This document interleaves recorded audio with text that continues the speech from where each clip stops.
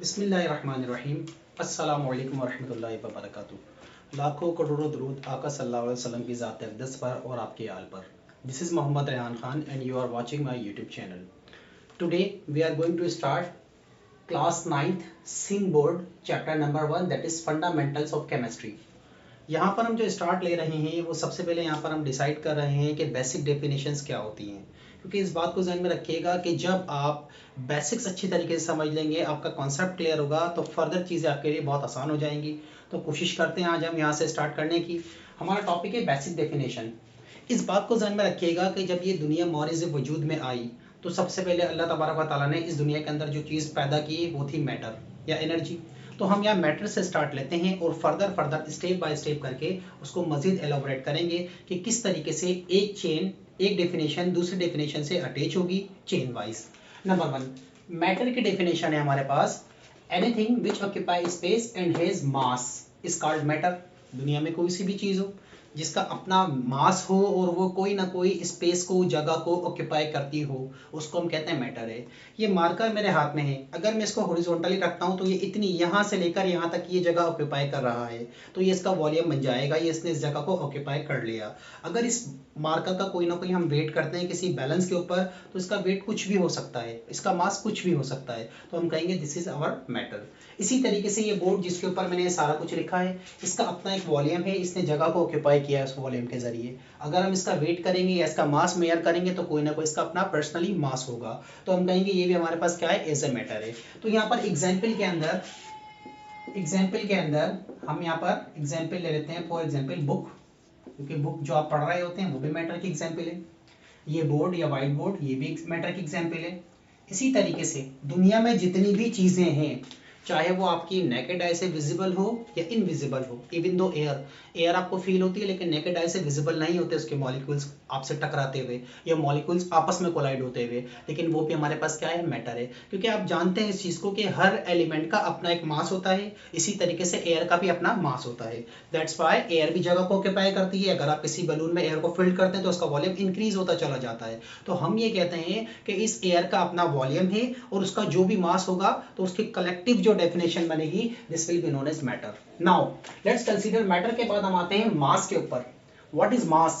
मास की डेफिनेशन अगर हम डिस्कस करते हैं तो कहते हैं quantity of matter present in a body.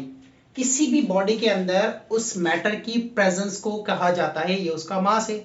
For example कोई हैवी वेट्स होते हैं जिनका मास ज़्यादा होता है, मतलब उनके अंदर जो क्वांटिटी ऑफ मैटर होती है वो ज़्यादा होती है, तो अगर हम उनको मेयर करते हैं तो उनका मास ज़्यादा है। अगर हम इसी तरीके से कंपेयर करते हैं एक छोटे बच्चे को, उसका वेट करते हैं, उसका मास लेते हैं, तो उसका मास एक बड़े बंदे के मुकाबले में कम होता है, क्योंकि उस बच्चे के अंदर क्वांटिटी ऑफ मैटर जो होती है वो कम होती है। Is it clear? तो मास की डेफिनेशन और मैटर की डेफिनेशन हमने यहाँ पर डिस्कस कर ली। नाउ अब हम यहाँ पर एलाबोरेट करते हैं कि किस तरीके से मैटर को क्लासिफाई किया जा सकता है। तो बेटा मैटर को जो क्लासिफाई किया जा सकता है, नंबर 1 चीज है उसके अंदर हम कहते हैं सब्सटेंस। सब्सटेंस क्या होता है?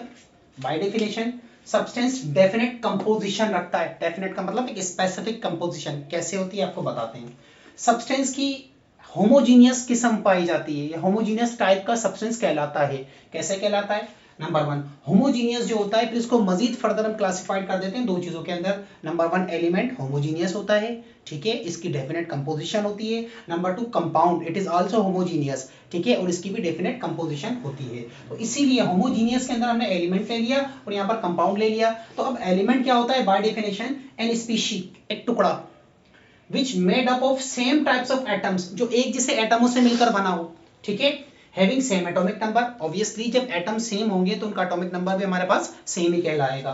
And can't be decompose into simpler substance, और एक एलिमेंट को अगर आप तोड़ें तो वो एलिमेंट ही रहेगा। फॉर एग्जांपल ये एलिमेंट है मेरे पास आयरन का, अगर मैं इसको डिस्ट्रीब्यूट करता हूं तो ये आयरन का ही टुकड़ा कहलाएगा, आयरन का ही सब एलिमेंट बन जाएगा या आयरन का ही एटम बन जाएगा, वो किसी और चीज के अंदर कन्वर्ट नहीं होगा।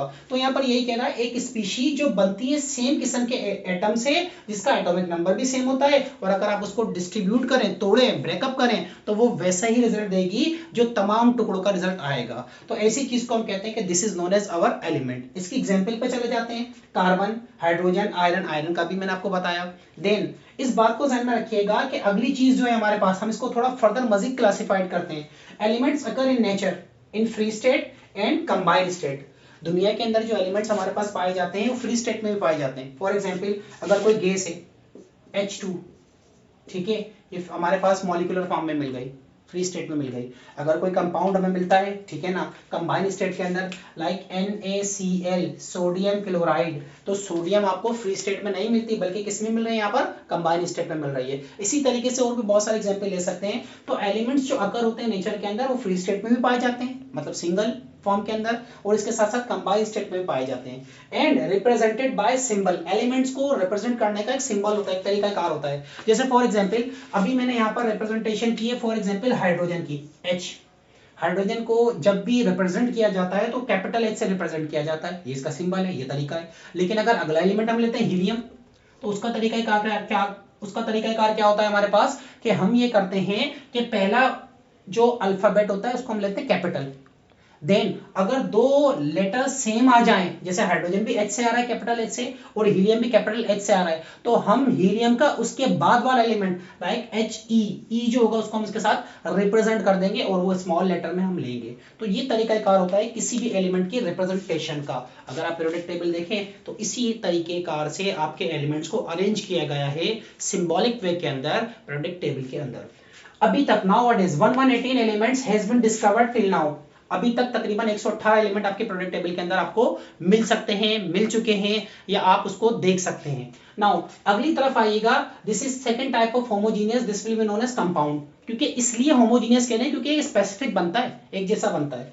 Number 1, it is form by fix composition of element, जब फिक्स कंपोजिशन ऑफ एलिमेंट मिल जाते हैं, बन जाते हैं विद स्पेसिफिक फार्मूला, तो हम उसको कहते हैं कि वो हमारे पास एज ए कंपाउंड काम कर रहा है। For example H2SO4 sulphuric acid, अगर आप सल्फ्यूरिक एसिड का फार्मूला देखें तो H2S और O4 से मिलकर बनेगा, यानी कि 2 हाइड्रोजन, 1 सल्फर और 4 ऑक्सीजन मॉलिक्यूल होंगे तो ही हमारे पास सल्फ्यूरिक एसिड बनेगा। अगर लेट सपोज मैं इसको ऐसे ले लूं कि भाई एक H ले लिया, S1 ले लिया और O3 ले लिया, तो ये सल्फ्यूरिक एसिड नहीं कहलाएगा। बायसल्फेट तो कहला सकता है ये, या हाइड्रोजन सल्फेट तो कहला सकता है, लेकिन ये हमारे पास सल्फ्यूरिक एसिड नहीं कहलाएगा। तो इसीलिए यहाँ पर कहा जा रहा है कि इसकी कंपोजिशन जितने भी सल्फ्यूरिक एसिड लें, चाहे यहां से ले कहीं और से लें, उनकी कंपोजिशन क्या होगी, होमोजीनियस होगी। जो कंपोजिशन इसमें मिल रही है, 2 हाइड्रोजन, 1 सल्फर और 4 ऑक्सीजन, वही कंपोजिशन आप कहीं और से भी सल्फ्यूरिक एसिड उठाएंगे तो यही कंपोजिशन होगी। इन सेम वे आप यहाँ पर फार्मूला ले लें ग्लूकोज का, तो ग्लूकोज का फार्मूला होता है C6H12O6। तो ये हमारे पास डेफिनेशन हो गई कंपाउंड की। अगली तरफ हम इसकी तरफ आते हैं, मैटर की जो फर्दर क्लासिफिकेशन थी। पहले तो हमने कहा भाई ये सब्सटेंस है, लेकिन दूसरा हमने क्या कहा, ये मिक्सचर भी होता है। कैसे होता है मिक्सचर? मिक्सचर जो होता है वो वेरिएबल कंपोजिशन रखता है। वेरिएबल का मुराद कभी उसमें कोई चीज कम हो जाती है, कभी उसमें कोई चीज ज्यादा हो जाती है। फॉर एग्जाम्पल अब मिक्सचर को भी हम यहाँ 2 कैटेगरीज के अंदर कैटेगराइज कर रहे थे फिजिकली, इस बात को ध्यान में रखिएगा। ये केमिकली कंपोजिशन थी, इसकी बात कर रहे थे होमोजीनियस, लेकिन ये फिजिकल की बात कर रहे हैं, नेकेड आई से जो आपको नजर आ रहा है वो। फॉर एग्जाम्पल होमोजीनियस क्या होता है मिक्सचर, थ्रू आउट यूनिफॉर्म, एक जैसा होगा टॉप टू बॉटम। कैसे होगा, आपने एक गिलास पानी लिया, उस गिलास के अंदर आपने 1 ड्रॉप इंक का डाल दिया। फॉर एग्जाम्पल वो इंक ब्लैक कलर की थी, अब पूरा का पूरा पानी जो होगा, वाटर होगा, टॉप टू बॉटम आपका ब्लैक कलर का हो जाएगा, तो यूनिफॉर्म होगा, होमोजीनियस होगा। सेकंड थिंग सिमिलर होगा, ऊपर से लेके एक जैसा आ जाएगा नीचे तक। नंबर 3 सिंगल फेज होगा, ऐसा नहीं होगा कि ऊपर कुछ और कलर है पानी के ग्लास में और नीचे कुछ और कलर है। सिमिलर होगा, सेम होगा, सिंगल फेज होगा, तो ऐसे को हम कहते हैं कि this is known as our solution, तो वो हमारे पास सॉल्यूशन बन जाता है। एग्जांपल एयर, एयर को आप कहीं पर भी देखें, हैदराबाद में देखें, कराची में देखें, आप वहां पर जो है क्या कहते हैं मरी में जाकर देखें, एयर आपकी कंपोजिशन सेम रखेगी। ऐसा नहीं है कि कराची में ब्लू कलर की एयर नजर आ रही है, हैदराबाद में ग्रीन कलर की नजर आ रही है, आप मरी जा रहे हैं तो कोई और कलर, ऐसा नहीं होता। आपको सिमिलर नजर आएगी, सिंगल फेज नजर आएगी। Second thing is that NaCl in water, अभी आपको एग्जांपल दी, आप एक गिलास पानी लें, उसमें NaCl डालें, उसको थोड़ा सा डिसॉल्व करें, डिसोल्यूशन के बाद पूरा का पूरा जो पानी और NaCl का मिक्सचर का जो कलर होगा वो सेम आ जाएगा। तो this will be known as single phase mixture. Now अगली टाइप पर आइएगा हेट्रोजीनियस मिक्सचर, ये इसका बिल्कुल अपोजिट होता है, ये नॉन यूनिफॉर्म होता है, 2 फेज होता है, ठीक है, और इस किस्म के जो मिक्सचर होते हैं इसका सस्पेंशन कहलाते हैं। फॉर एग्जांपल छोटे से एग्जांपल ले लेते हैं हम यहाँ पर, सैंड इन वाटर, ठीक है। अगर हम एक गिलास पानी लेते हैं उसमें थोड़ी सी डस्ट डाल देते हैं, मट्टी, आप सारी जिंदगी भी उसको हिलाते रहें, कुछ देर के बाद जब डस्ट पार्टिकल सेटल डाउन होंगे, नीचे बैठेंगे, तो पानी ऊपर आ जाएगा और डस्ट क्या होगी, नीचे आ जाएगी। जैसे फॉर एग्जांपल हमने बीकर लिया, नीचे हमने उसके अंदर पानी डाला और मट्टी डाल दी, सैंड एंड वाटर, कुछ देर के बाद जब छोड़ा तो मट्टी नीचे बैठ गई। ये ब्लू आपको जो डॉट्स नजर आ रहे हैं या लाइनें नजर आ रही हैं या वेव्स नजर आ रही हैं, ये सैंड की हैं और पानी ऊपर आ जाएगा। तो ब्लैक से मैंने इसको डिफरेंशिएट किया है कि आपके पास किस तरीके से आप सैंड को और वाटर को 2 फेजेस के अंदर डिस्ट्रीब्यूट कर सकते हैं। सो आई होप आपको ये बात समझ में आ गई होगी।